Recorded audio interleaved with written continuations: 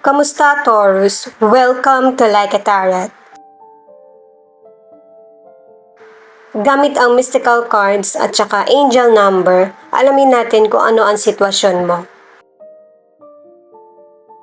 Connected pa rin ito sa iyo para magkaroon ka ng idea, kaalaman, at saka mabigyan ka rin ng advice. Pasensya na kayo guys kung matagal akong hindi nakapag-upload ng video kasi marami na pala itong mga cards ko. Kailangan ko ng i-cleanse. At saka matagal ko rin kasi siyang nagamit kaya kailangan ko munang ipahinga.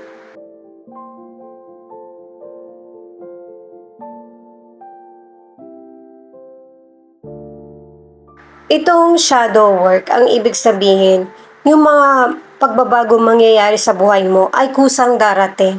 Kaya hindi mo kailangan ipilit yung sitwasyon o kaya yung masyadong i-pressure yung sarili mo. At saka maging totoo ka rin sa sarili mo, sa mga kahinaan. At saka i-apply din sa sarili yung iba't ibang natututunan.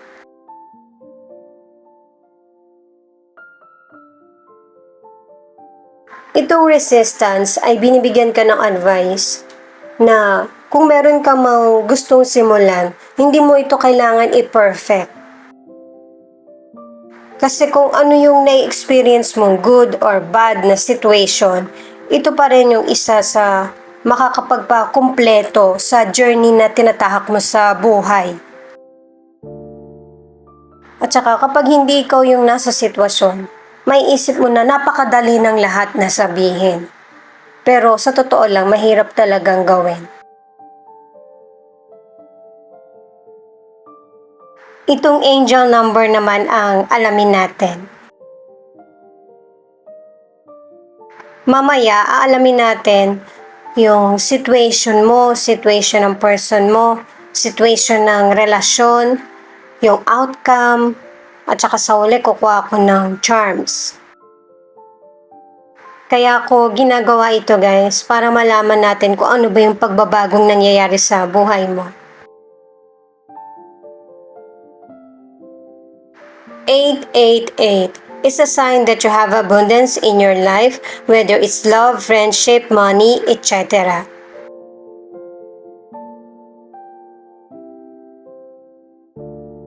"101. You may be struggling with negativity and you need to refocus."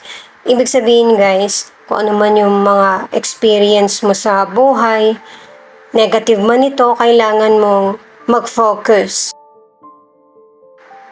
Mag-focus ka sa positive side, hindi sa mga negativity. Na katulad ng sinabi ng 888 na merong abundance na nangyayari sa buhay mo.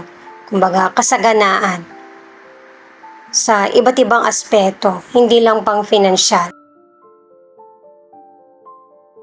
Para sa mga bagong viewers, ang reading na ito ay timeless reading. General reading at guide po lamang kaya hindi po magre-resonate sa lahat. Kunin mo lang yung akma sa sitwasyon mo. At kung kailan mo ito napanood, yun ang start ng 1 week reading para sa iyo.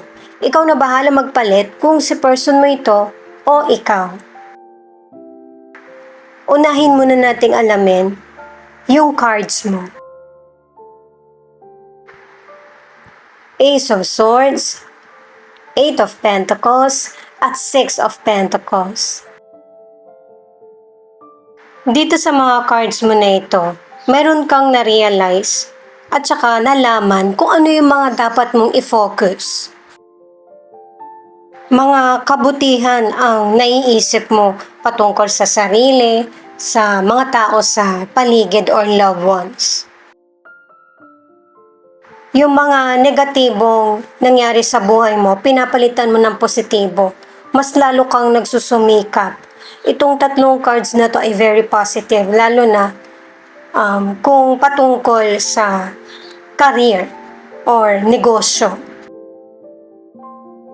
Yung attention mo, mas ibinibigay mo sa tingin mo mga taong nagmamalasakit sa'yo at yung magbibigay ng progress or improvement sa buhay mo. Sa mga naghahanap ng trabaho, yung trabaho na mahanap mo ay masasatisfied ka at saka bagong karanasan ito. Para naman sa mga may trabaho or negosyo, mas nagkakaroon ng improvement. Yung bang sharing ng ideas o kaya yung maging magkasosyo sa negosyo or tulungan sa trabaho or negosyo na pareho niyong tinatahak. Magkakaroon din ng promotion ang ilan sa inyo at saka may dagdag kita. Sa mga nasa relationship, meron kang katotohanan na malalaman or problem na masusolusyonan nyo ng person mo. Kasi ang ilan sa inyo, kaya kayo nagkakaroon ng problema ng person mo, nakadalawang cards ka na focus kayo sa mga responsibilidad. Ang ilang single naman, may potential person na kinilala ka ng husto. Alam niyang practical ka, kaya ito yung gagawin niyang pamamaraan para mapalapit ka sa kanya. The Star, the Empress, at Justice. Ito yung cards ng person mo. Itong tatlong cards na ito ang nagsasabi na yung person mo hindi siya nawawala ng pag-asa sa relasyon nyo or connection.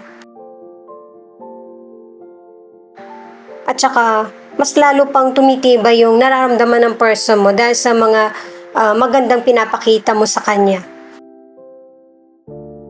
At saka, sa'yo niya naramdaman lahat. Yung sadness, happiness, freedom. At totoo siya sa ipinapakita niya sa iyo. Sa financial, maganda yung kapalaran mo. At saka, nagiging maganda rin yung daloy ng financial, yung investment mo, lumalago. At pang long term yung investment, magsisimula ka pa lang or matagal mo na tong nasimulan. Mas lalo ka pang kikita. Yung darating na financial, yun yung mas makakabuti para sa'yo. Pero kung ikaw yung mangungulekta ng nahiram sa'yo na financial, yun yung hindi maganda. Nakadalawang cards ka na para sa swerte, na kusang lalapit. Sa mga single or nasa relationship, nakatatlong cards ka na ang darating sa'yo na love ay yung great love. Nakadalawang cards ka na rin na ito yung nakatadhana at saka ito yung deserve mo. Sa mga nasa relationship, ang advice ng cards, kung meron mang hindi magandang nagawa sa iyo yung person mo, wag mo na tong gantihan. Kasi parang nagagantihan lang kayo. Mas maganda yung tapusin mo para tatapusin din niya. At saka pinapakita rin ng mga cards na kahit ang hirap nito guys, lalo na sa mga nanay, na kahit mahirap yung sitwasyon nyo, gagawin mong masaya. Kasi ito yung magdadala ng pag-asa, abundance, at kapayapaan sa sarili mo at saka sa mga taong nasa paligid mo. Kasi yun din yung gagawin ng person mo. Kapag ka malungkot ka, nadadamay din siya. Naapektuhan ba siya? Kaya pareho na kayong wala sa mood. Ito naman yung patungkol sa relationship. The World, Ace of Cups, at Five of Pentacles. Guys, general reading ito kaya kunin mo lang kung ano yung akma sa sitwasyon mo at ikaw na rin magpalit kung si person mo ba ito o ikaw. Itong mga cards mo ay merong mga happy news na darating sa buhay mo. Nakadalawang cards ka na. Nakatatlong cards ka na para sa abundance at saka yung ma-achieve mo yung mga goals mo. Kung ano man yung mga negatibong na experience mo or nangyari sa buhay mo, mapapalitan na ito ng positibo. At hanggat maaari, huwag ka na mag-focus sa negatibo. Nabanggit na rin 'di ba kanina? At saka mas pairalin ang love. yung bigyang pagpapahalaga yung mga taong totoong nagpapahalaga sa'yo, pagpapahalaga sa sarili, yun yung mas i-priority kesa sa material. Ipinaliwanag na kanina na yung swerte ang lalapit sa'yo. At pinapakita sa cards na kapag nag-focus ka sa negative, ito yung magdadala ng bad luck sa iyo. Marami kang magandang cards na ginaguide ka sa positive. Sa kalusugan, ang ilan sa inyo ay good health. Nakadalawang cards ka na.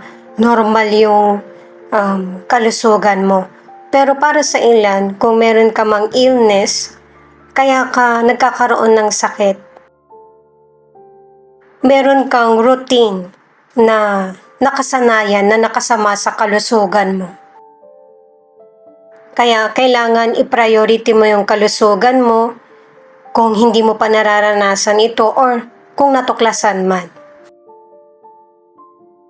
Para sa mga single, yung potential person, nakatira siya sa ibang bansa or ibang lugar. Ang tadhana ang maglalapit sa inyong dalawa. Alamin muna natin itong outcome na card. Four of Pentacles. Binibigyan ka ng advice ng card na ito na yung mga nangyari sa'yo sa nakaraan ang nagturo sa'yo na parang hindi ka maging obsessed sa material. Marirealize mo rin one day na hindi lang pala material ang importante. Itong Eight of Swords naman ang nagsasabi na anuman yung mga sitwasyon na pinagdaraanan mo, huwag kang mag-give up. Kasi yung nangyayari sa yung challenges, yan yung magpapatatag sa iyo para sa future. At ang advice ng card na ito ay mag-focus ka sa positive para hindi mo malagpasan yung magandang pagkakataon na darating sa iyo. Itong Queen of Swords naman na nagsasabi na meron kang bagong sisimulan sa buhay mo. Ito yung magandang panahon na para ma-enhance at saka mag-grow ka as a person. Huwag kang matakot sa mga darating na problema sa iyo or sa mga pagkakataon. Kailangan mong sumugal para ma-achieve mo yung dreams mo. Yung bawat nangyayari sa buhay mo ay may halaga. I-add ko lang para sa mga nasa relationship na matagal kayong magsasama ng person mo. Sa saya man or sa hirap. Mas lalo pang magkakaroon ng understanding at saka commitment. Lalo na't ang ilan sa inyo na nasa relasyon, magkakaroon kayo ng baby ng person mo or new beginning sa relationship pagkatapos ng mga pinagdaanan. Ito yung ilan sa zodiac sign na nangunguna sa reading na ito.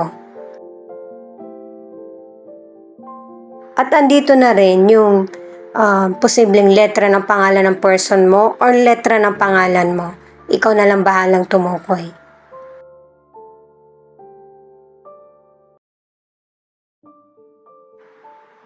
Capricorn, Pisces, Taurus, Gemini, Scorpio, at Leo.